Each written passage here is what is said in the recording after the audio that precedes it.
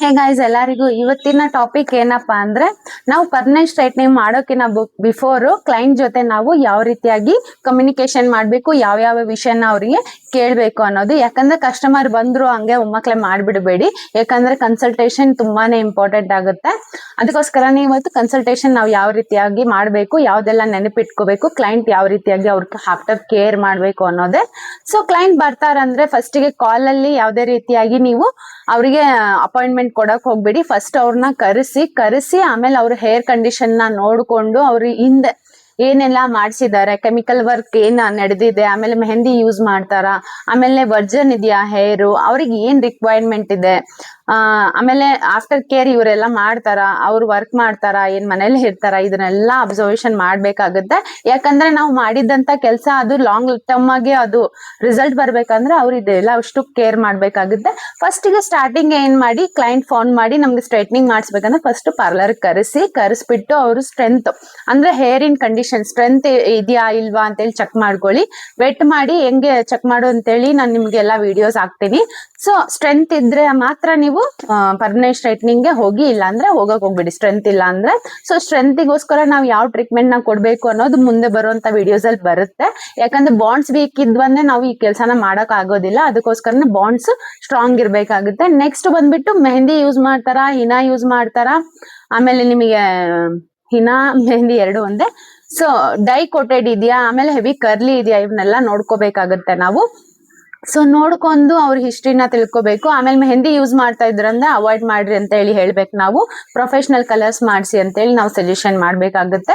Next ಇವಾಗ ನಾವು treatment ಮಾಡಿದ್ಮೇಲೆ 3 days ಅವರು ಕೇರ್ ಮಾಡ್ತಾರ ಅದನ್ನು ಕೇಳ್ಕೊಬೇಕಾಗುತ್ತೆ. ಇವಾಗ ನಾವು ಟ್ರೀಟ್ಮೆಂಟ್ ಮಾಡಿರ್ತೀವಿ, ಆಮೇಲೆ ಅವರು ಹೇರ್ ಟೈ ಮಾಡೋಂಗಿಲ್ಲ, ಫ್ರೀ ಆಗಿ ಬಿಡ್ಬೇಕು, ಯಾವ್ದೇ ರೀತಿ ನೀರ್ ಬೀಳ್ಬಾರ್ದು. ಆಮೇಲೆ ಯಾಕಂದ್ರೆ ನಾವು 3 ದಿನ ನಾವೇನ್ ಪರ್ಮನೆಂಟ್ ಸ್ಟ್ರೈಟ್ನಿಂಗ್ ಮಾಡಿರ್ತೀವಲ್ಲ, ಇದು ರಿಕವರ್ ಆಗಕ್ಕೆ ಮಿನಿಮಮ್ 3 days ಬೇಕಾಗುತ್ತೆ. ಅದಕ್ಕೆ ಇದನ್ನ ಕೇರ್ ಮಾಡ್ತಾರಾ ಅಂತ ಹೇಳಿ ಫಸ್ಟ್ ನಾವು ತಿಳ್ಕೊಬೇಕಾಗುತ್ತೆ. ಇಲ್ಲಿ ನೋಡಿ, ನಾವೆಷ್ಟೇ 100% ನಾವು ಕೆಲಸ ಮಾಡಿದ್ರು ಇವ್ರು ಏನಾದ್ರು ಈ ಮಿಸ್ಟೇಕ್ ನ ಮಾಡಿದ್ರು ಅಂದ್ರೆ ಏನಾಗ್ಬಿಡುತ್ತೆ, ಬೇಬಿ ಆಗ್ಬಿಡುತ್ತೆ ಹೇರ್ಸ್. ಆಮೇಲೆ ನಮ್ಗೆ ಬ್ಲೇಮ್ ಮಾಡ್ತಾರೆ. ಅದಕ್ಕೋಸ್ಕರನೇ ಇದನ್ನೆಲ್ಲ ಅವ್ರಿಗೆ ಬಿಫೋರೇ ಹೇಳ್ಬೇಕಾಗುತ್ತೆ ನಾವು. ಏನಂತ 3 days ಯಾವ್ದೇ ರೀತಿ ಕ್ಲಿಪ್ ಹಾಕೋಂಗಿಲ್ಲ, ಸ್ನಾನ ಮಾಡಂಗಿಲ್ಲ ಅಂತ ಹೇಳ್ಬೇಕು. ಸೊ ಇಲ್ಲ ಲೋಕಲ್ ಇದ್ರಂದ್ರೆ ನೀವೇ ಪಾರ್ಲರ್ ಕರೆಸಿ ಒಂದ್ ವಾಶ್ ಕೊಡ್ಬೋದು. ಇಲ್ಲ ಅಂದ್ರೆ ಶಾಂಪೂ ಕಂಡೀಷನರ್ ನ ನೀವೇನ್ ಮಾಡ್ಬೇಕು, ರೆಕಮೆಂಡೇಶನ್ ಮಾಡ್ಬೇಕು. ಇಲ್ಲ ನೀವು ಟ್ರೀಟ್ಮೆಂಟ್ ಮಾಡ್ತಾ ಇದೀರಂದ್ರೆ ನೀವೇ ಕೊಟ್ಟು ಕಳ್ಸ್ಬೋದು. ನೋಡಿ, ನಾವು ಟ್ರೀಟ್ಮೆಂಟ್ ಮಾಡಿದ್ಮೇಲೆ ನಮ್ದೇ ಆದಂತ ಶಾಂಪೂ, ಕಂಡೀಷನರ್, ಸೀರಮ್ ಎಲ್ಲ ಇರುತ್ತೆ. ಸೊ ಇದನ್ನ ಯೂಸ್ ಮಾಡ್ಬೇಕು ಅಂತ ಹೇಳ್ಬೇಕು ನೀವು. ಮಂತ್ಲಿ ಒನ್ಸ್ ಹೇರ್ ಸ್ಪಾ ತಗೋಬೇಕು ಅಂತಾನು ಹೇಳ್ಬೇಕು. ಆಮೇಲೆ ಆಯಿಲ್ ಯೂಸ್ ಮಾಡ್ಬೇಡ್ರಿ ಅಂತಾನು ಹೇಳ್ಬೇಕು ನೀವು. ಸೊ ಇದಕ್ಕೆಲ್ಲ ಒಪ್ಕೊಂಡ್ರಂದ್ರೆ ಮಾತ್ರ ನೀವು ಪರ್ಮನೆಂಟ್ ಸ್ಟ್ರೈಟ್ನಿಂಗ್ ಮಾಡಿ, ಇಲ್ಲ ಅಂದ್ರೆ ಮಾಡಕ್ ಹೋಗ್ಬೇಡಿ. ಯಾಕಂದ್ರೆ ನೋಡಿ, ಇವಾಗ ಬರೀ 1 time ಅಷ್ಟೇ ಪೇಮೆಂಟ್ ನ ನೀವು ಅನ್ಕೋಬೇಡಿ. ಅವ್ರದ್ದು ಹೇರ್ ಕಂಡೀಷನ್, ಹೇರ್ ಹೆಲ್ತ್ ನಮ್ಗೆ ಇಂಪಾರ್ಟೆಂಟ್. ಸೊ ಅದಕ್ಕೋಸ್ಕರನೇ ಹೇಳ್ತಾ ಇರೋದು, ಇವ್ರು ಇದಕ್ಕೆಲ್ಲ ಒಪ್ಕೊಂಡ್ರಂದ್ರೆ ಮಾತ್ರ ನೀವು ಪರ್ಮನೆಂಟ್ ಸ್ಟ್ರೈಟ್ನಿಂಗ್ ನ ಮಾಡಿ, ಇಲ್ಲಾಂದ್ರೆ ಮಾಡಕ್ ಹೋಗ್ಬಿಡಿ.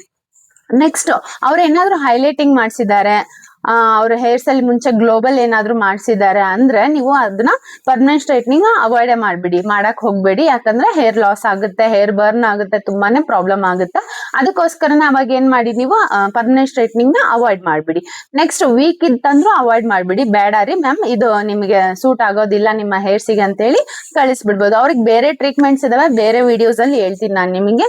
ಇವತ್ತಿನ ಟಾಪಿಕ್ ಬಂದ್ಬಿಟ್ಟು ಏನಪ್ಪಾ ಅಂದ್ರೆ, ಪರ್ಮನೆಂಟ್ ಸ್ಟ್ರೈಟ್ನಿಂಗ್ ಮಾಡೋಕಿನ ಬಿಫೋರ್ ನಾವು ಕನ್ಸಲ್ಟೇಷನ್ ಯಾವ ರೀತಿ ಮಾಡ್ಬೇಕು, ಅವ್ರ ಹಿಸ್ಟ್ರಿನ ನಾವ್ ಏನ್ ತಿಳ್ಕೋಬೇಕು, ಇದೆಲ್ಲ.